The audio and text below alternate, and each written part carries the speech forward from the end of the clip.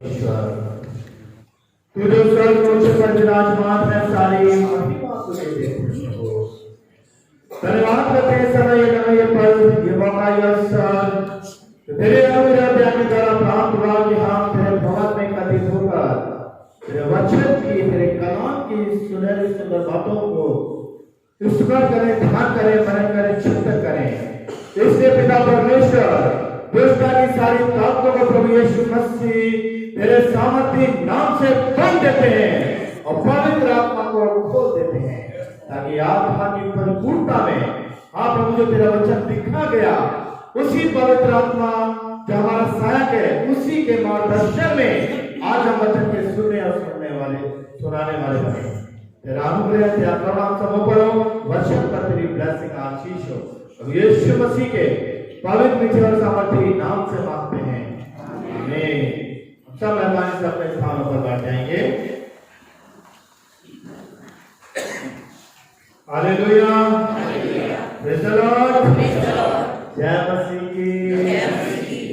परमेश्वर का धन्यवाद हो आपके सुंदर बेशकीमत समय के लिए जो प्रभु ने मेरे आपके जीवन में दिया। एक बार फिर से हम प्रभु के भवन में एकत्रित होकर प्रभु के वचन, उसके कलाम के ऊपर ध्यान करें। और आज church of north India CNI में जो हमारी लेक्चर है, उसके अनुसार जो आज संडे मनाया जा रहा है, वो संडे है कौन सा? Leprosy Sunday. उन घोड़ियों के लिए आज चर्च ऑफ नॉर्थ इंडिया में प्रार्थना की जा रही है। उसको स्मरण किया जा रहा है कि जो किस तरह से आज मैं और आप हर एक जगह स्वस्थ तंदुरुस्त हैं, समाज में घूम रहे फिर रहे हैं, हर तरह की स्वतंत्रता मुझे आपको यहाँ पर है। क्या कोई घोड़ी को स्वतंत्रता है कि यहाँ पर आकर बैठे हैं? नहीं। तो आज CNI में उन घोड़ियों को स्मरण किया जा रहा है, उनके लिए प्रार्थना की जा रही है कि जिस तरह से परमेश्वर ने मानव रूप में रहकर उन घोड़ियों पर तरस खाया, उन पर दया की, उनको छुआ, उनको चंगाई दी, प्रभु उन घोड़ियों पर अपना अनुग्रह करे, उन्हें चंगाई दे, ताकि वो मेरी आपकी तरह स्वस्थ हो और समाज में खुले रूप से घूमने फिरने वाले बन सके। तो आज हम घोड़ियों से संबंधित उस रविवार को स्मरण कर रहे हैं और उसी से संबंधित आज हम अपने प्रभु के वचन से उन संदेश पर ध्यान मनन चिंतन करेंगे। और इससे पहले एक जैसे मैं इलस्ट्रेशन देता हूं, मैं देना चाह रहा हूं कि जो एक हरा भरा पेड़ होता है, ठीक है ना, जो स्वस्थ पेड़ है, मजबूत पेड़ है, हरा भरा एक पेड़ होता है, उससे जो पत्ता जुड़ा होता है, उस हरे भरे पेड़ की जो रौनक बढ़ा रहा है, वो कौन बढ़ा रहा है? वो पत्ता। वो पत्ता जो उस पेड़ से जुड़ा हुआ है, वो कैसा है? हरा भरा है? उस पेड़ से वो पूरी ताकत ले रहा है, सामर्थ को ले रहा है। और जिसका नतीजा क्या होता है कि जब तक वो पत्ता उस पेड़ से जुड़ा हुआ, उस पेड़ से सामर्थ दे रहा है, उसकी ताकत उसके अंतर्गत आ रही है, क्या होता है? धूप भी पड़ती है, पाला भी पड़ता है, ठंड भी पड़ती है, और तेज हवा भी चलती है, मगर पत्ता तस से मस नहीं होता, उसी तरह से उस पेड़ से जुड़ा रहता है। क्यों? क्योंकि उसकी सामर्थ उससे बराबर प्राप्त हो रही है। और जब कभी आंधी भी आती है, तूफान भी आता है, वो पत्ता लहराता है, झटके पड़ते हैं उस पर, बुरी तरह से वो पेड़ हिल जाता है, मगर वो पत्ता उस पेड़ से जुड़ा रहता है। मगर जब उसको कोई कीड़ा काटता है या कुछ उसमें कोई ऐसा रोग लग जाता है, तो क्या होता है? पत्ता मुरझा जाता है। क्या होता है? मुरझा जाता है और पीला पड़ जाता है। जब तक उसमें सामर्थ आ रही है, जब तक उससे ताकत उसे मिल रही है, ऊर्जा उसे मिल रही है, वो हरा भरा है, लहरा रहा है। मगर जब उसमें कोई कीड़ा लगता है या कोई उसमें रोग लग जाता है, जैसे बहुत से सब्जियों में रोग लग जाता है, तो मुरझा जाती है, खराब हो जाती है, तो वो पत्ता उस पेड़ में क्या हो जाता है? सूख जाता है, और सूख करके वो मुरझा जाता है। और तब क्या होता है? जरा सी एक हवा का झोंका चलता है, वो फट से टूटकर गिर जाता है, वो स्थान को छोड़ देता है, उस पेड़ से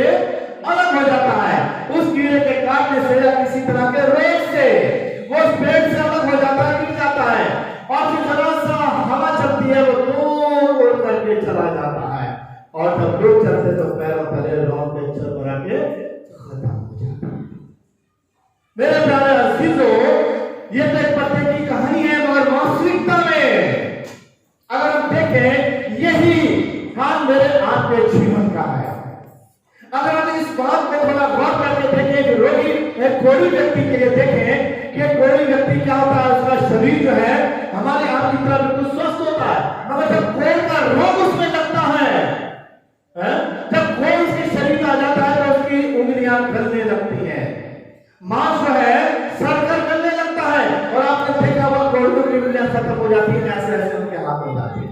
देखा कितने लोगों ने देखे कोढ़ी लोग उनके पैरों की उंगलियां कट जाती है, कोढ़ से शरीर जो है गलने लगता है, क्योंकि कुछ रोग उसमें लग गया है, कुछ समस्या उसके अंतर्गत में आ गई है, जिससे उनका शरीर उनके शरीर को गला रहा है, और उनकी उंगलियां अच्छी खासी उंगलियां खत्म हो जाती, बेचारे काम भी नहीं कर पाते हैं।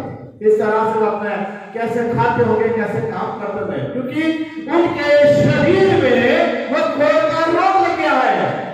आत्मिक जिंदगी में मेरे प्यारे अजीजों, जब पाप रूपी कोढ़ मेरे आपके जीवन में जब लगता है, तो मेरी आपकी जिंदगी भी इसी तरह से सूख जाती है पत्ते की माने।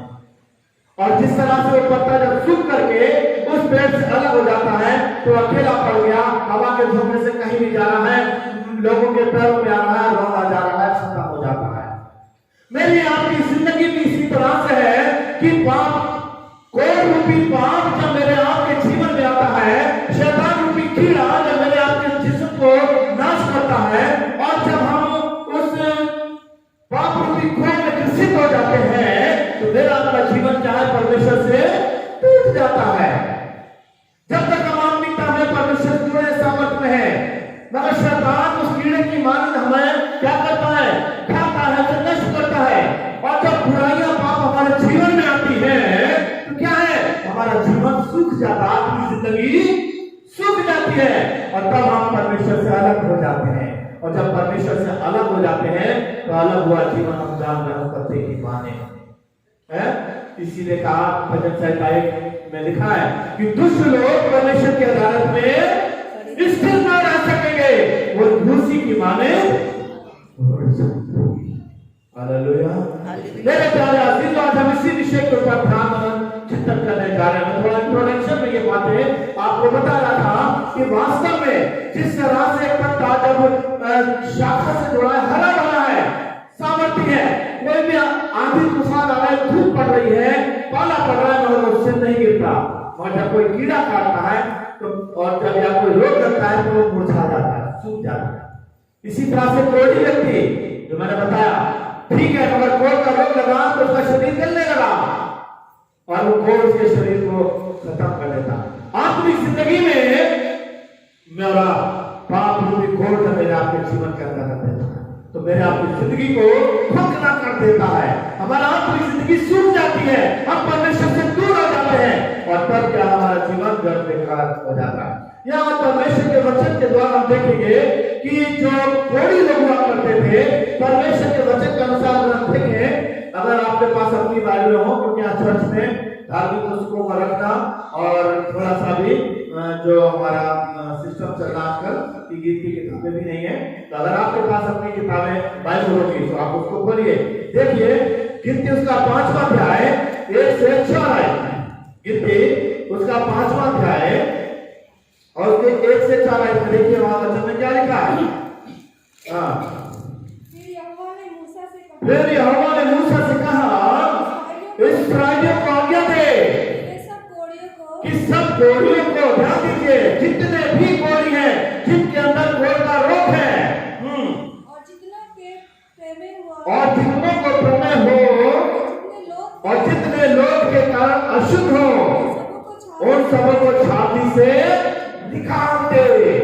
देखिए, कोढ़ के अगर रोग उसके शरीर में हो, तो परमेश्वर ने ये इस्राएल को आज्ञा दी, किस तरह से वहां पर उनको क्या कर दिया जाए, अलग कर दिया जाए। ऐसो को चाहे पुरुष हो चाहे स्त्री, छावनी से निकालकर बाहर कर दे। कहीं ऐसा ना हो कि तुम्हारी छावनी जिनके बीच में निवास करता हूँ, उनके कारण अशुद्ध हो जाए। और इस्राएलियों ने वैसा ही किया, अर्थात ऐसे लोगों को छावनी से निकालकर बाहर कर दिया, जैसा यहोवा ने मूसा से कहा था, इस्राएलियों ने वैसा ही किया। तो यहां पर हम देखते हैं कि कोढ़ एक ऐसा रोग है? वो व्यक्ति ठीक ठाक है, मगर जब कोढ़ उसके अंतर्गत आ गया तो परमेश्वर क्या कर रहा है कि उसे उन लोगों को जिनमें इस तरह का रोग है क्या कर दो, छावनी से बाहर कर दो, अकेला कर दो, अलग कर दो। मेरे प्यारे अजीजों, इसी तरह से अगर मेरे आपके जीवन के अंदर पाप रूपी कोढ़ आ जाता है तो मैं और आप भी परमेश्वर से क्या हो जाते हैं? क्या जाते हैं? अलग हो जाते हैं। ठीक है, आदम हव्वा का कितना सुंदर जीवन था, परमेश्वर की संगति थी, दिन के ठंडे समय में परमेश्वर उनके साथ संगति करता था, मगर जब पाप आ गया तो पाप की स्थिति के कारण क्या हुए? परमेश्वर से दूर हो गए। इसलिए मुझे आपको इस बात को भली भांति अच्छी तरह से जान लेना है कि पाप इस तरह से कोढ़ की मानित है, क्योंकि परमेश्वर पाप से नफरत करता है और यही पाप है जो मुझे आपको परमेश्वर से अलग कर देता है। इस तरह से पत्ता सूख जाता है, दाल से अलग हो जाता है।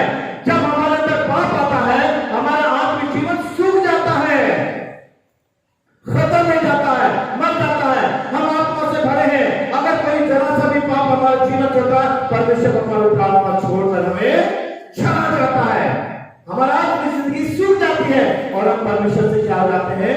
अलग हो जाते हैं। और प्रभु से अलग होकर जीवन क्या है? बेकार, व्यर्थ, अंधकार में कोई अर्थ नहीं, उसका कोई मतलब नहीं।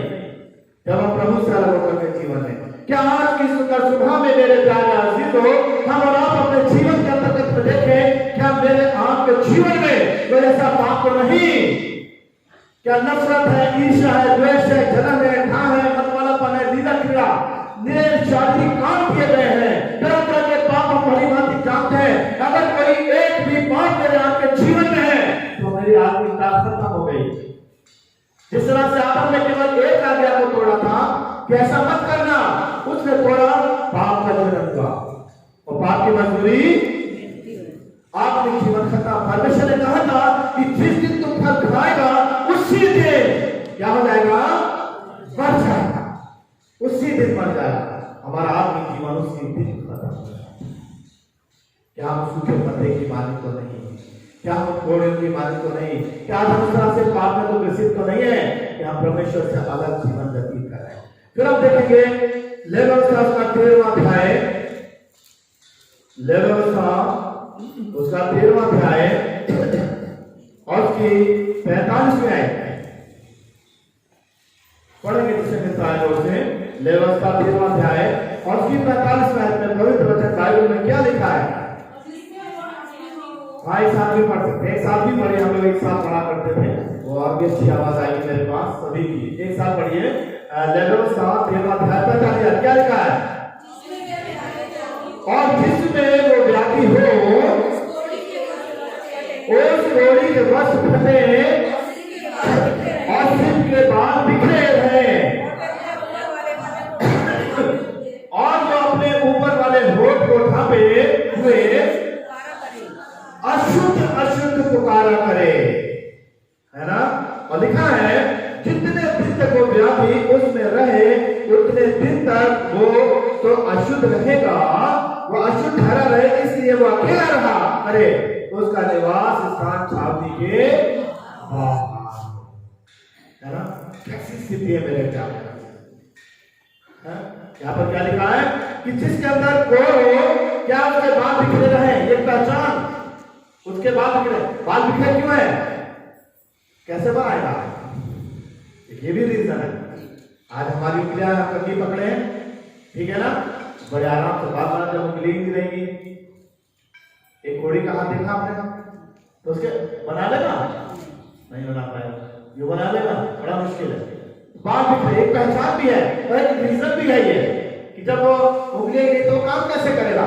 तो यहाँ पर क्या लिखा? उसके बाल बिखरे रहे और वो अपने ऊपर वाले होठ को ढांपे हुए अशुद्ध अशुद्ध पुकारा करे। कैसी स्थिति है मेरे प्यारे लोग, हैं? ये कोढ़ी व्यक्ति जो है कि अशुद्ध अशुद्ध करके पुकारे। आज मेरे प्यारे अजीजों, कहीं अगर ये नियम लागू होता ध्यान दीजिए जो मैं बात कहना जा रहा हूं कि जिस तरह से परमेश्वर ने कहा एक कोढ़ी के लिए क्या कहा कि वो अपना मुंह ढांपे, बाल बिखरे हैं और क्या पुकारे, जोर से बोले अशुद्ध अशुद्ध। क्यों पुकारे? क्योंकि उसके अंतर्गत कोढ़ की व्याधि है, वो कोढ़ से ग्रसित है, ये परमेश्वर ने कहा। महाराज मैं एक बात कहना चाह रहा हूं मेरे प्यारे अजीजों, हम परमेश्वर का धन्यवाद करें इस बात के लिए कि कोढ़ से बेहतर अगर पाप में आपके जीवन के अंतर्गत में होता और परमेश्वर इस बात को नियम लागू करता कि जो पापी है वो अशुद्ध अशुद्ध करके पुकारे, तो आज मेरे आपकी स्थिति क्या होगी?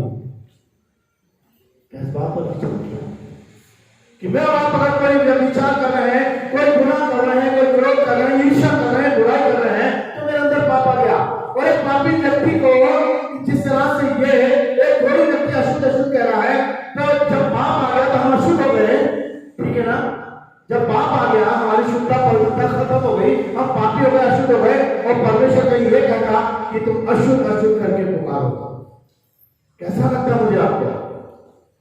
आप मेरी बात समझते हैं कि अगर हमने कुछ भी गलती करी है, मुझे ध्यान है बहुत अच्छी तरह से, मैं उसका एग्जाम्पल देना पाऊंगा कि एक बार भी विकास नगर में बहुत पहले किसी ने चोरी करी, दो लड़के थे, उन्होंने चोरी करी और इसी मार्केट में पुलिस वाले क्या कर रहे थे, उनके ऊपर लिखा गया चोर, मैं चोर हूं, समझ गए?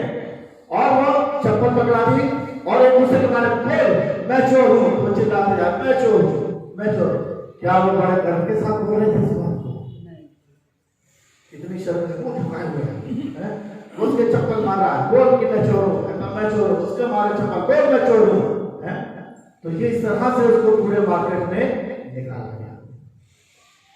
पर आज मेरे प्यारे अजीजों, हम धन्यवाद करते हैं परमेश्वर का कि जिस तरह से परमेश्वर ने आदम के पाप की नग्नता को ढाका, ठीक है ना? परमेश्वर ने आदम की पाप की नग्नता को कैसे ढाका? मेमने का बलिदान करके। आज मैं और आप जो है अच्छे सुंदर वस्त्र पहने यहाँ पर बैठे हैं, बड़े साफ सुथरे हैं, बड़े अच्छे हैं, खुद तैयार होकर आए हैं, मगर मेरे आपके अंदर कितना पाप है, सब ढका हुआ है। गलत तो नहीं बोल रहा है?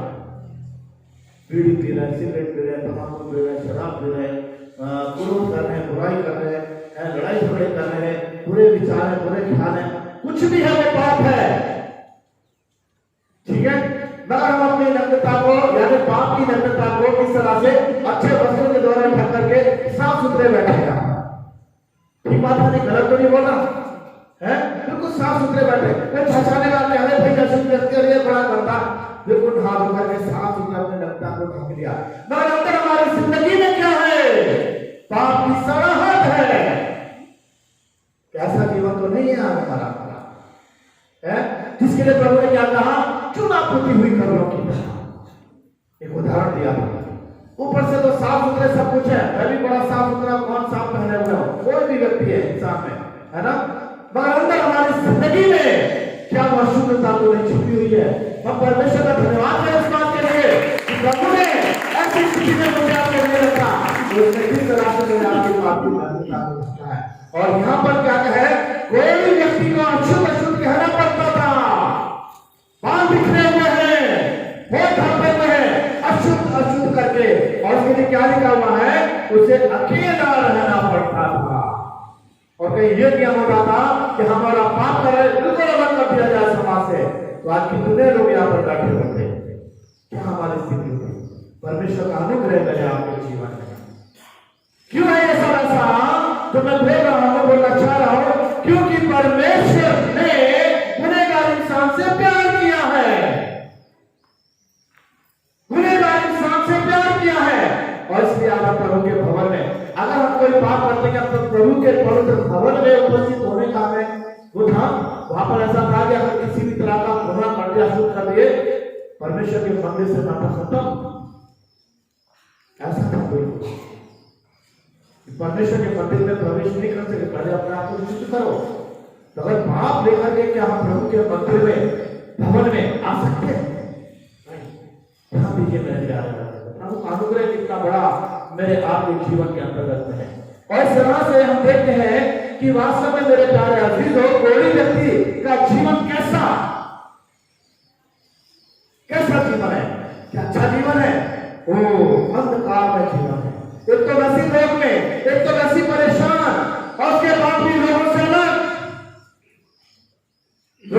सहायता मदद भी नहीं, लोग भी उससे दूर हो रहे हैं। एक कोड़ी अगर आ जाएगा यहाँ पर तो क्या हम कहना है भाई मेरे पास बैठा है, सब अलग बैठ जाएगा, अरे भाई से दूर हमें भी ना लग जाए, ऐसा ना हो जाए, तरह तरह के विचार। तो मेरे प्यारे अजीज हम देखते हैं कैसा जीवन है। और इसी तरह से मेरे प्यारे अजीज हो, कोई जैसा लगने वाला रोग है, भयंकर रोग है, परमेश्वर क्या हम परमेश्वर की निकटता में पाप को लेकर के जा सकते हैं, परमेश्वर से संगति कर सकते हैं? नहीं। इसलिए मुझे आपको क्या, किस तरह से मुझे आपको भी क्या है, एक शुद्ध होने की आवश्यकता है। व्यवस्था विवरण का 24वां अध्याय, ध्यान दीजिएगा, व्यवस्था विवरण 24वां अध्याय देखिए प्रभु के वचन में क्या लिखा है। कोई को शुद्ध ठहराने की विधियां किस तरह से, आगे बढ़ चलेंगे। पहले बड़े व्यवस्था विवरण का 24वां अध्याय और उसकी 8वीं आय, क्या लिखा है? कोढ़ की विधि के विषय में चौकस रहना, कोढ़ की व्याधि के विषय में चौकस रहना, और जो कुछ लेवी याजक तुम्हें सिखाए उसी के अनुसार यत्न से उन्हीं के अनुसार यत्न से करने में चौकसी करना। जैसी आज्ञा मैंने उनको दी है, जैसी आज्ञा मैंने उनको दी है, वैसा करने में चौकसी करना। वैसी आज्ञा करने में चौकसी करना। परमेश्वर ने उन कोढ़ियों के लिए, ठीक है ना, एक विधि ठहराई और क्या कि कोढ़ की व्याधि के विषय में चौकस रहना, और जो कुछ लेवी याजक तुम्हें सिखाए, ठीक है ना, उनके अनुसार यत्न से करने में चौकसी करना। और जैसी आज्ञा मैंने उनको दी है याजकों को, वैसा करने में चौकसी करना। यानी कि यहाँ पर क्या है कि लेवी और याजक जो कुछ भी एक कोढ़ी को सिखाए, वैसा करने में चौकसी करना, ठीक है ना। तो आज मेरे प्यारे अजीजों, यदि कोई रूपी पाप में मैं और आप प्रसिद्ध हैं, तो यहाँ पर क्या है, लेवी कौन होते थे? ऑल्टर बॉय, जो फर्स्ट ऑल्टर पे काम करते थे। ये 2 ऑल्टर होते ना, तो लेवी जो थे फर्स्ट ऑल्टर बॉय, याजक अंदर जाया करता था, तो लेवी ऑल्टर बॉय जैसे होते ना। तो आज मेरे प्यारे अजीजों, जो कुछ भी हम परमेश्वर के वचन के द्वारा जो सुन रहे हैं, अगर पाप रूपी रोग को मेरे आपके जिस्म के अंतर्गत में है, यदि सदा का रोग मेरी आपकी जिंदगी के अंतर्गत में है, तो यहाँ पर क्या है कि परमेश्वर ने जो आज्ञाएं अपने वचन के अनुसार दी हैं, उनका चौकसी से मुझे आपको क्या करना है, क्या करना है? जोर से बोले, पालन करना। अगर कोई पाप रूपी पाप मेरे आपके जीवन में, क्या करना है? चौकसी से उन आज्ञा का जो परमेश्वर ने मुझे आपको दी है, उनका क्या करना है? पालन करना है, ठीक है ना।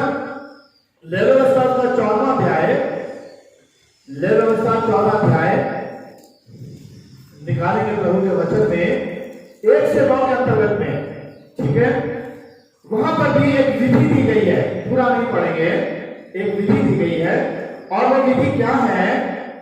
परमेश्वर ने किस तरह से बहुत बातें वहां लिखी हुई है, व्यवस्था 14वां अध्याय 1 से 9 में आप पढ़ दीजिएगा। मगर वो विशेष बात क्या है? और याजक को आज्ञा है कि एक पक्षी बहते हुए जल के ऊपर मिट्टी के पात्र में बलि किया जाए, ठीक है।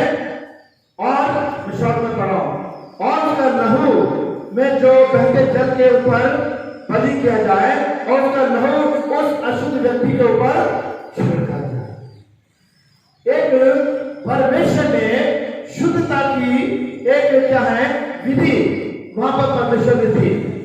एक व्यक्ति अगर कोई शुद्ध हो रहा है, तो वहां पर किस तरह से एक पक्षी का लहू, पक्षी को बलि किया जाए, उसका लहू लेकर उस व्यक्ति पर छिड़का जाए ताकि वह शुद्ध हो जाए।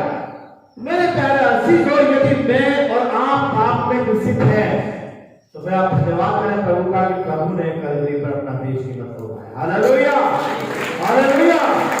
क्यों? क्योंकि प्रभु का वचन कहता है यूहन्ना में कि प्रभु यीशु का लहू हमारे हर तरह के गुनाहों को, पापों को क्या कर देता है? धो देता। Hallelujah, hallelujah.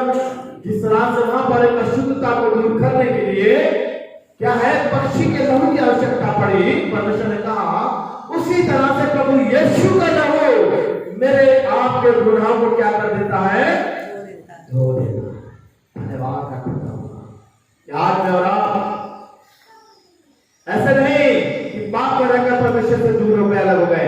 यदि मैं और आप सच्ची तौबा पर पश्चाताप करते हैं, यदि मैं और आप अपने जीवन को परमेश्वर को समर्पित करते हैं और कहते हैं प्रभु अपने लहू से धोकर मुझे शुद्ध कर दे, तो प्रभु यीशु का लहू हमारे सारे गुनाहों को धोकर साफ कर देता। अगर हम गिनती का 12वां अध्याय में देखें तो वहां पर देखिए कुछ बातों से हम सीखेंगे आगे कि हमें किस तरह से अपने जीवन में चलना है और सीखना है कि वो बातें हमारी जिंदगी में ना रहे जिससे कि हम पाप को जन्म होता है। ठीक है ना। गिनती के बाद अध्याय के अंतर्गत में देखते हैं और पूरे अध्याय में वहां पर मरियम और मरियम जो कि क्या कहते हैं मूसा और हारून की कौन है बहन है, उसके बारे में देखते हैं। और दूसरी आयत में मेहरबानी से अगर पढ़ते हैं मेरे लिए गिनती 12 अध्याय की दूसरी आयत क्या लिखा है। उन्होंने कहा किसने, हारून ने और मरियम ने मूसा के लिए क्या कह रहे हैं। उन्होंने कहा क्या यहोवा ने केवल मूसा ही के साथ बातें की हैं, क्या उसने हमसे बातें नहीं की। उनकी ये बात यहोवा ने सुनी। मरियम और हारून क्या कहते हैं, अरे क्या परमेश्वर ने मूसा से ही बातें करी है, क्या हमसे ये बातें नहीं करी। यहां पर क्या देखते हैं, एक घमंड। अगर मूसा में आत्मिकता है, मूसा अगर धार्मिक है, मूसा अगर परमेश्वर से बातचीत करता है, तो हमसे भी तो परमेश्वर ने बातें करी है। ये बात किसने करी, मरियम और हारून ने। और तब परमेश्वर ने उनकी इस बात को सुना। अरे हारून और ये मरियम क्या कह रहे हैं। और तब देखिए मैं पूरा नहीं पढ़ूंगा, शॉर्ट में चलेंगे। और क्या होता है इस बात से 8वें आयत में हम देखेंगे तो वहां पर लिखा हुआ है 9वीं आयत में क्या लिखा है, तब यहोवा का कोप उन पर भड़का। तब यहोवा का कोप उन पर भड़का। मैं पूरा नहीं पढ़ रहा हूं, शॉर्ट निकाल के पढ़ रहा हूं। जब उन्होंने इस तरह की बात करी है ना, तब क्या होता है, परमेश्वर का क्रोध किस पर भड़का, मरियम और मरियम कह रही है ऐसा नहीं करा। अरे बोली अरे मूसा से बातचीत नहीं करी। तब परमेश्वर का क्रोध उनके ऊपर भड़का। और वहां लिखा है 10वीं आयत में, तब वो बादल तंबू के ऊपर से उठ गया और मरियम कोल से हिम के समान श्वेत हो गई। मरियम कोल से हिम के समान श्वेत हो गई। और देखिए किस तरह से यहां पर लिखा हुआ है, और हारून ने मरियम की ओर दृष्टि की और देखा कि वो गोरी हो गई है। तब हारून ने मूसा से कहने लगा, हे मेरे प्रभु, हम दोनों ने जो मूर्खता की वरन पाप ही किया है, ये पाप हम पर। मेरे प्यारे अजीजों, कभी कभी अहम, कभी कभी घमंड मेरे आपके जीवन में पाप को जन्म देता है। और एक घमंड किसके द्वारा होता है, शैतान के द्वारा। शैतान के अंतर्गत में भी घमंड आया, क्यों ना मैं अपने सिंहासन को परमेश्वर के बराबर उठा लूं, मैं भी तो परमेश्वर के वचन का जानने वाला हूं। कितने फरिश्ते मेरे अधीनता में है, मैं वर्शिप लीडर हूं, मैं सुंदर वर्शिप कराता हूं। घमंड उसके अंतर्गत में आ गया। और ये घमंड जब मरियम के अंतर्गत में आया, क्या गई, घोड़ हिम की नाई घोड़ से श्वेत हो गई। और तब वहां पर क्या लिखा हुआ है, यहोवा ने मूसा से कहा, यदि इसका पिता के मुंह पर बुखार होता तो क्या 7 दिन तक वो लज्जित ना होती। तो वो 7 दिन तक छावनी से बाहर बंद रहे और उसके बाद वो भीतर आने का 7 दिन तक अलग हो गए। घोड़ से ग्रसित हो गए। घोड़ियों का इलाज क्या था, छावनी से अलग कर दिया। तब तक वहां इस्राएल चल रही थी वो वहीं पर।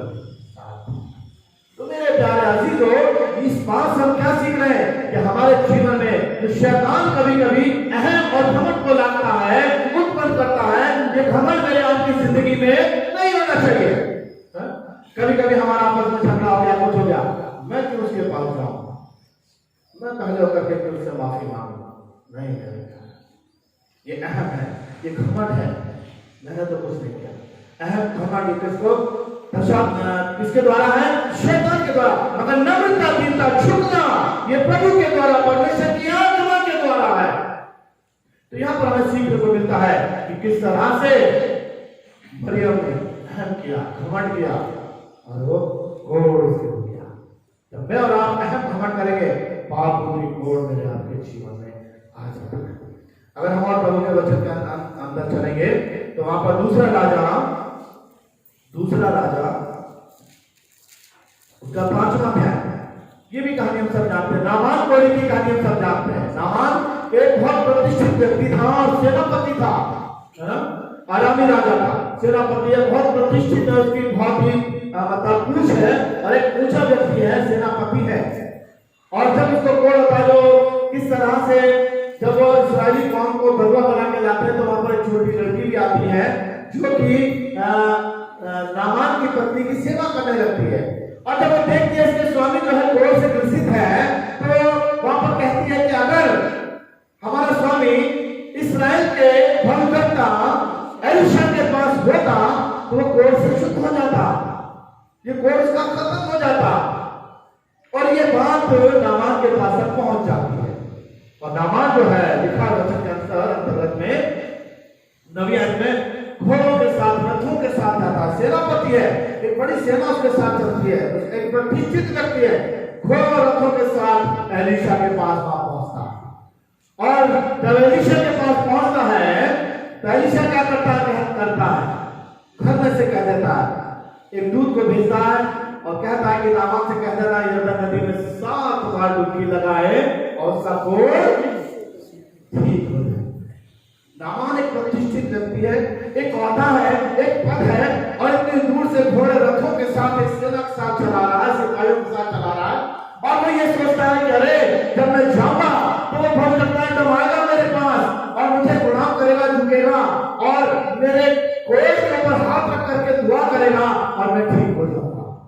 और वो जब देखता है कि अरे ये तो घर से निकल कर ही नहीं आया और एक दूत को भेज दिया और कह दिया कि जाकर यरदन नदी में क्या कर, डुबकी लगाए। तब क्या होता है? लिखा है वो याद में क्रोधित हो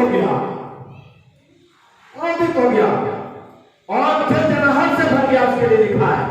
वचन में पढ़ेंगे 11 में क्रोधित हो गया और 12 में लिखा है वो क्रोधित हो गया, कहने लगा क्या दमिश्क में अबाना पर्पल नदियां इस्राएल के सब जलाशयों से उत्तम नहीं है? क्या मैं वहां नहीं ना सकता हूं? और क्रोध से भरकर, जलजलाहट से भरकर चला जाता है। और जब वो चला गया तो क्या उसका कोड़ ठीक हो गया? वो क्रोध, वो जलजलाहट जैसा एलिशा कह रहा है वैसा उसने नहीं किया। क्रोध से भरकर, जलजलाहट से भरकर चला जाता। तब उसके कई सेवकों ने कहा कि हाँ, उसने कुछ बड़ा कुछ तो नहीं कहा है, जैसा कहा है नदी में डुबकी मारने के लिए तो कहा है। और जब उन्होंने समझाया तब वहां लिखा है तब उसने परमेश्वर के भक्त के वचन के अनुसार यरदन को जाकर उसने 7 बार डुबकी मारी और उसका शरीर छोटे लड़के सा हो गया और वो हालेलुया। मेरे प्यारे अजीजों, कभी कभी ये क्रोध, ये जलजलाहट है ना, रूपी पाप मुझे क्या है उन बातों से, परमेश्वर की निकटता में आने से रोकती है। बल्कि एक नम्रता, दीनता मुझे आपको सीखनी है। उसके अंदर क्रोध आया, जलजलाहट आया, उसने कहना नहीं माना, यरदन नदी में जाकर 7 डुबकियां नहीं लगाई। मगर जब उसके सेवकों ने कहा अरे हे प्रभु ऐसा नहीं, कर ही ले, क्या बात है, कुछ और तो नहीं बोला है, फिर वो सोचता होगा, सोचा होगा, नम्र बना होगा, चलो ठीक है। और जब वो नम्र बना, ठीक बना होगा, और जब उसने ऐसा किया क्या हो गया? उसका शरीर खूब हालेलुया। यही बात मेरे प्यारे अजीजों आज मुझे आपको सीखनी है कि पाप जो है क्रोध और जलजलाहट के रूप में मुझे आपको किस तरह से आज्ञा को मानने से दूर कर देता है। मगर जब हम नम्र बनते हैं, दीन बनते हैं, मेरे प्यारे अजीजों, उस पवित्रता को आप धारण कर लेते हैं, नम्रता दीक्षा। मगर क्रोध और जलजलाहट जो है पाप को जन्म देती है, जिससे मुझे आपको अपनी जिंदगी से क्या कर देना है, दूर कर देना है। उज्जियाह राजा के बारे में भी हम देखते हैं, अगर दूसरा इतिहास का 16वां अध्याय 26वां अध्याय 16 है, वहां पर थोड़ी सा मैं जल्दी से बता दूंगा, मैं मैसेज समाप्त करना चाहूंगा कि उज्जियाह राजा, उसके लिए क्या लिखा हुआ, अगर 26 आयत को थोड़ा सा देख लेंगे कि उसके अंतर्गत क्या क्या बातें थी। दूसरा इतिहास उसका 26वां अध्याय 16वीं आयत, ये बातें देखना जरूरी है, क्योंकि यही बातें मेरे आपके जीवन को रिलेट करेंगी। पहली बात क्या है, 16वें अध्याय में क्या लिखा है, परंतु जब वे सामर्थी हो गया, परंतु जब वो सामर्थी हो गया, ध्यान दीजिएगा, परंतु जब वो सामर्थी हो गया, तब उसका मन फूल उठा, तब उसका मन फूल उठा, घमंड से भर गया। कौन? उज्जियाह राजा। जब वो सामर्थी हो गया, मन फूल उठा, घमंड से भर गया। और क्या लिखा है, और उसने बिगड़कर अपने परमेश्वर यहोवा का विश्वासघात किया। देखिए, पहली बात, घमंड से भर गया, बिगड़ गया, अच्छा खासा जीवन बिगड़ गया, ठीक है। और क्या होता है, यहोवा का विश्वासघात किया। उसने क्या करा, हाँ, जो काम हारून और उसके वंशज यानी जो करना था हमको, कि धूप के औरत की वेदी को जलाना, उज्जियाह राजा घमंड से भरे, मैं सामर्थी, मैं राजा, मैं सब कुछ हूं, अरे आज मैं जलाऊंगा इस वेदी की धूप को। और उसने उस दिए को ले लिया जलाने के लिए, और जिसका नतीजा मेरे प्यारे अजीजों क्या होता है, परमेश्वर में बात अच्छी नहीं लगी। जबकि 80 और वहां पर याजक थे, उन्होंने बोला क्या, हे उज्जियाह राजा, ये तेरा काम नहीं है, तू ये काम मत कर, ये तेरा काम नहीं है, ये हारून जो है याजक है उसका काम है, तेरा काम है, तू राजा है, सामर्थ्य है, सब कुछ ठीक है, मगर ये तेरा काम नहीं है ऑल्टर पर जाकर के उस धूप की वेदी को जलाना। और उज्जियाह कहता नहीं, मैं राजा हूं, नहीं माना। और क्या होता है इसका नतीजा, देखें 19 का इसमें क्या लिखा है, जोर से पढ़ें। तब उज्जियाह धूप जलाने को धूप हाथ में लिए झुंझला उठा, वो याजकों पर झुंझला रहा था कि मुझे मना क्यों कर रहे हो, मैं राजा हूँ। याजकों के देखते देखते यहोवा के भवन में धूप की वेदी के पास ही उसके माथे पर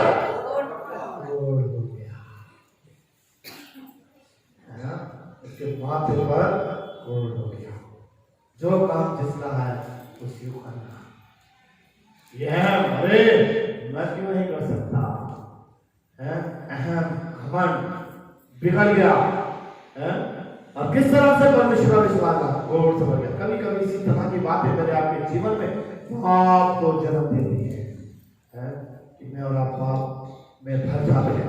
इन बातों को मेरे प्यारे अजीजों ध्यान देना कि जो बातें अहम है, घमंड है, और जो परमेश्वर का विश्वासघात है, बिगड़ जाना, ध्यान रखना, यही पाप को मेरे आपके जीवन में जन्म देती है, अशुद्धता करती है, और धार्मिकता पवित्रता से दूर करती है।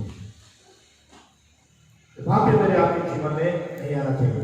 थोड़ी देर को हम देखेंगे इसका तरीका कि अगर आज मैं और आप पाप रूपी कोयले से ग्रसित हैं, तो इसका क्या तरीका है कि हम इस पाप से दूर हो जाए, इस पाप से शुद्ध हो जाए, ये पाप मेरे आपके जीवन से अलग हो जाए। आज उस तरीके को, 2-3 तरीके को देखेंगे और उस पर गौर करेंगे।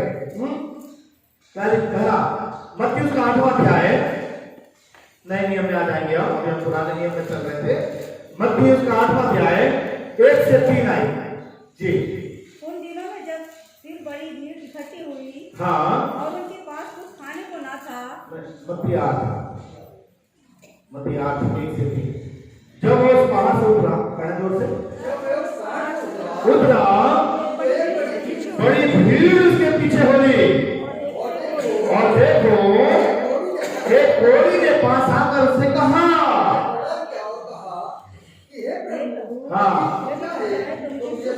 हाँ, एक कोढ़ी ने उसके पास आकर कहा, प्रणाम किया, कहा कि हे प्रभु, यदि तू चाहे तो मुझे शुद्ध कर सकता है। यहां पर देखिए एक तरीका, यहाँ पर लिखा है, मेरे बाइबल में दिया है, और देखो एक कोढ़ी ने पास आकर उसे प्रणाम किया और कहा। प्रणाम कैसे करते हैं? प्रणाम कैसे करते हैं? कैसे करते हैं? हाँ, कहाँ पर देखते हैं हम लोग? सामने एक बार देख लेते हैं प्रणाम, कहीं देखते हैं? बताओ जल्दी से, किससे याद है? क्रिसमस प्ले में, हैं? क्रिसमस प्ले में, क्रिसमस के बारे में राजा राजा के सामने होते ना मंत्री, ऐसा तो नहीं करते हैं? तो प्रणाम कैसे करते हैं? झुककर करते हैं। तो यहाँ पर एक तरीका क्या है कि वो कौन से कृषित है, प्रभु की निकटता में आ रहा है। कैसे कैसे आ रहा है? झुककर। झुकना किस बात का प्रतीक है? नम्रता और दीनता। सीधा खड़ा होना अहम घमंड को दर्शाता है, और झुकना नम्रता दीनता को। यहाँ पर लिखा है, और देखो एक कोढ़ी ने पास आकर उसे प्रणाम किया और कहा, हे प्रभु यदि तू चाहे तो मुझे शुद्ध कर सकता है। यीशु हाथ बढ़ाकर उसे छुआ और कहा, मैं चाहता हूं कि तू शुद्ध हो जा, और वो तुरंत कोढ़ से शुद्ध हो गया। हालेलुया। मेरे प्यारे अजीजों, यदि आप हमारा पाप रूपी कोढ़ से ग्रसित है, एक तरीका क्या है? बड़ी नम्रता के साथ झुककर परमेश्वर के साथ घुटनों पे आकर अपने पापों का इकरार करें। हालेलुया। प्रभु मैंने पाप किया है, प्रभु मैंने गुनाह किया है, मैंने स्वर्ग के विरोध में तेरे विरुद्ध में पाप किया है, इस योग्य नहीं कि तेरा पुत्र कहलाऊं, मुझे क्षमा कर दे। है ना? जब उसने कहा प्रभु मैं चाहता हूं शुद्ध कर, प्रभु कहता है, प्रभु ने क्या कहा? मैं चाहता हूं कि तू शुद्ध हो जा। आज प्रभु चाहता है हर व्यक्ति के पापों को क्षमा कर दे। हालेलुया। मगर कब? बड़े जब झुक करके नम्रता दीनता के साथ अपने पापों को प्रभु के सामने रखें। यह है तरीका। घुटने पर टिककर घर में आंसुओं के साथ झुक करके प्रभु के सामने अपने पापों को स्वीकार करेंगे। प्रभु कहना चाहता हूं पाप क्षमा हो जा। हालेलुया। हालेलुया। पापों की क्षमा ये नहीं खड़े, प्रभु मुझे क्षमा कर दे। क्या है? झुक करके। दूसरी बात देखेंगे, लूका उसका 5वां अध्याय, लूका उसका 5वां अध्याय और उसकी 12वीं आयत पढ़ें।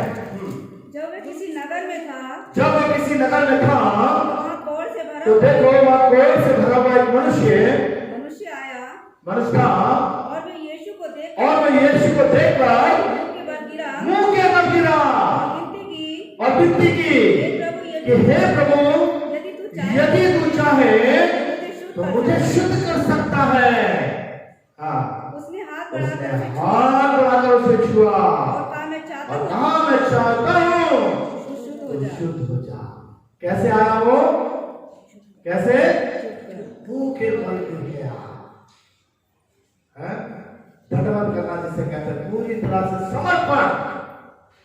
क्या करना? मुंह के बल गिर जाना, पूरी तरह से समर्पण। बहुत से लोग यहाँ पर प्रार्थना करते हैं बिल्कुल नीचे होकर के मत्था टेक देते हैं। कितना समर्पण है वो, कि प्रार्थना करना है तो खड़े होकर करना है, वो कर रहे हैं। कई को मैंने देखा कि यहाँ पर आते हैं बिल्कुल मत्था टेक देते हैं प्रभु क्या है। और मैं नाम नहीं लेना चाहूंगा, एक जने है वो तो डेली आते हैं, मुझे पता है, सीढ़ी पर मत्था टेक देते हैं। समर्पण के धारा माथा टेकना, पूरी तरह से प्रभु को समर्पण, मुंह के बल गिर जाना। जब ऐसा करते हैं तो प्रभु दया से भर जाता है। जब इस तरह का समर्पण होता है तो प्रभु क्या है? दया से भर जाता है। प्रभु मुंह के बल गिर गया, तू चाहे तो मुझे शुद्ध कर, प्रभु तू चाहे तो मुझे शुद्ध कर। और उसी समय प्रभु ने उसके ऊपर हाथ बढ़ाकर उसे छू लिया। हालेलुया। प्रभु पक्षपात नहीं करता, वो युगानुग ऐसा परमेश्वर है। मुंह के बल गिर करके अगर आप अपने पापों की क्षमा मांगेंगे, प्रभु का सामर्थ्य हाथ आपके ऊपर आएगा और उसी समय आपके पापों को माफ करेगा। हालेलुया। हालेलुया। यह तरीका जो मुझे आपको अपनाना है। मरकुस उसका पहला अध्याय, मरकुस उसका पहला अध्याय और उसकी 40 में जी, एक कोढ़ी उसके पास आया एक कोढ़ी उसके पास आकर उससे विनती की और उसके सामने घुटने टेक कर उससे कहा, देखिए उसके सामने घुटने टेककर उससे कहा, यदि तू चाहे तो मुझे शुद्ध कर सकता है। उसने तुरंत उसने उस पर तरस खाकर हाथ बढ़ाया उस पर हाथ बढ़ाया उसे छूकर कहा, और उसको छू कर कहा, मैं चाहता हूँ तू शुद्ध हो मैं जा। चाहता हूं कि तू कैसे घुटने टेककर, इस बात को दर्शा प्रभु के हुजूरी में समर्पण, घुटने टेक दिए, घुटने टेक के प्रभु से मिलती है। सुलेमान ने भी लिखा हुआ है ना, जब मंदिर की प्रतिष्ठा की थी, घुटने टेके, हाथ उठाया प्रभु के भवन की, और परमेश्वर का सामर्थ आत्मा बल के साथ आया और पूर्वी फाटक से परमेश्वर का तेज जो था वहां पर भर गया और जाकर कुछ भी नहीं दे सके। पूर्वी फाटक से परमेश्वर का तेज, तो घुटने टेककर हाथ, सुलेमान ने हाथ उठा करके जब मंदिर की प्रतिष्ठा की, प्रभु की महिमा करी, पूर्वी फाटक से प्रभु का तेज। इसीलिए पूर्वी फाटक जो अक्सर बंद रहता, क्योंकि परमेश्वर की उपस्थिति, तीन तरफ से चढ़ खुला होता, पूर्वी फाटक से प्रभु का तेज आया, इसलिए ऑर्डर बन गया है ना, अक्सर आप देखिएगा। तो यहाँ पर क्या तरीका दिया है, घुटने टेककर। मेरे प्यारे अजीजों, ये हो ही नहीं सकता कि आप घुटने टेककर अपने पापों के लिए प्रार्थना करें और परमेश्वर आपके पापों को क्षमा ना करे, हो ही नहीं सकता। जब इस तरह की बातें परमेश्वर देखता है, परमेश्वर तरस से भर जाता है, परमेश्वर दया से भर जाता है। और जब इस व्यक्ति ने ऐसा किया तो दिखाया क्या, परमेश्वर ने तरस खाकर, अरे इसने तो घुटने टेक दिए मेरे आगे, समर्पण कर दिया, तरस खाकर तुरंत उसको छूकर, चाहता हूं कि तू शुद्ध हो जा। जब हम इसी तरह से अपना पश्चाताप, अपनी तौबा घुटने टेककर अपने पापों से करेंगे, परमेश्वर मैं चाहता हूं कि तेरे पाप क्षमा हो जाए। जैसे उस स्त्री से कहा था, चाह तेरे पाप क्षमा हुए, फिर कभी पाप मत करना। Hallelujah, hallelujah. आखिरी औरत की बात देखेंगे, लूका उसका 17वां अध्याय, लूका 17वां अध्याय। आप बोर तो नहीं हो रहे, टाइम ज्यादा हो गया क्या, मैं घड़ी में देखिए आप, बस लास्ट कर पाएंगे, लास्ट होता, ठीक। लूका 17वां अध्याय 12 से 18 देखिए क्या लिखा है। किसी गांव में प्रवेश करते समय, हाँ, और किसी गांव में प्रवेश करते समय 10 कोढ़ी मिले, उसे कितने कोढ़ी मिले, 10 कोढ़ी मिले। उन्होंने दूर खड़े होकर ऊंचे शब्द से कहा, और उन्होंने दूर खड़े होकर कैसे, ऊंचे शब्द से कहा, हे यीशु, हे यीशु, स्वामी, हे स्वामी, हम पर दया कर। वो कोढ़ी है, निकट नहीं आ पा रहे हैं, वो इस बात को जान रहे हैं, समझ रहे हैं, दूर खड़े होकर कैसे ऊंचे शब्द से गिड़गिड़ाहट करी होगी उन्होंने, हे स्वामी हम पर दया कर, हे यीशु नासरी हम पर दया कर, ऐसे कुछ बोला उन्होंने, यानी गिड़गिड़ाहट के साथ ऊंचे शब्द से, है ना। और तब क्या होता है, उसने उन्हें देखकर कहा, हाँ, जाओ और अपने आप को याजकों को दिखाओ। प्रभु ने उनको देखा कि ये तो किस तरह से दिल से पुकार रहे हैं, मन से इस तरह से गुहार लगा रहे हैं, जब अजाब ने तो याजकों को दिखाओ। क्या लिखा है, जाते ही जाते वे शुद्ध हो गए। हालेलुया। यह क्या तरीका है, ऊंचे शब्द से परमेश्वर से गिड़गिड़ाहट, गिड़गिड़ाहट, है ना। भजन 51 में कहता है, टूटा पिसा हुआ हृदय परमेश्वर की हुजूरी में ग्रहण योग्य है। टूटे पिसे हुए हृदय को परमेश्वर तुच्छ नहीं जानता। तो अगर कोई भी बात मेरे आपके जीवन में है, तो इस तरह से यदि हम परमेश्वर के समय तौबा करेंगे, पश्चाताप करेंगे, तो मेरे अजीजों, परमेश्वर हमारे गुनाहों को अवश्य माफ करेगा। आज हम उन कोढ़ी लोगों को याद कर रहे हैं जो उस कोढ़ से ग्रसित है, समाज से दूर है, समाज का प्यार, समाज की मोहब्बत, समाज की बात उन्हें नहीं मालूम, अलग छावनी में पड़े हुए हैं, और आज हम धन्यवाद करते हैं कोट की पाप लेकर के हम प्रभु के भवन में मौजूद हैं। नहीं तो किसी तरह की अशुद्धता, क्या वजह में बहुत और भी बातें थी यहाँ पर जो मैं अब नहीं बोल रहा हूँ कि अगर किसी तरह की अशुद्धता है, पाप है, किसी मुर्दे से छू गए हैं गिनती की पुस्तक में दिया, तो वो परमेश्वर के मंदिर में नहीं आ सकता। साथ शुद्धता की प्रक्रिया उसको करनी है, तब वो मंदिर में आज नाना प्रकार के गुनाह पाप लेकर के प्रभु के भवन में मौजूद है।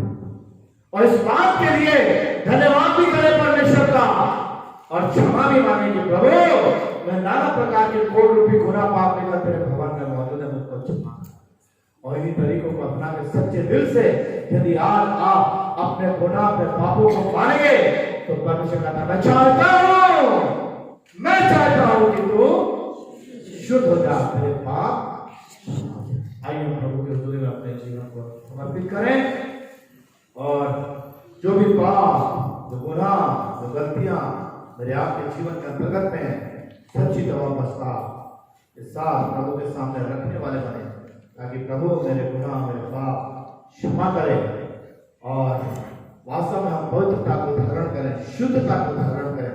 तो प्रभु मुझे आपको देना चाहता है और प्रभु के संतान होने का अधिकार प्राप्त करें और स्वर्ग के राज्य के अधिकारी बने। दुआ करें। हमारे महान जीवित सामर्थ्य प्रभु परमेश्वर, दया के सागर प्रेमी पिता, तेरे ही चरणों पर आते हुए सारी महिमा मुझे देते हैं और आज के वचन के लिए जो आज हमने सुना है, आप पिता यही प्रार्थना करते हैं जो कि पद वचन बाइबल कहती है कि वचन के सुनने वाले नहीं बल्कि वचन पर चलने वाले बने।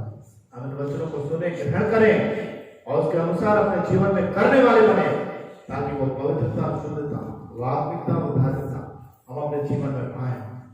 प्रभु का आत्मा हमारे मन के मंदिर में वास करे।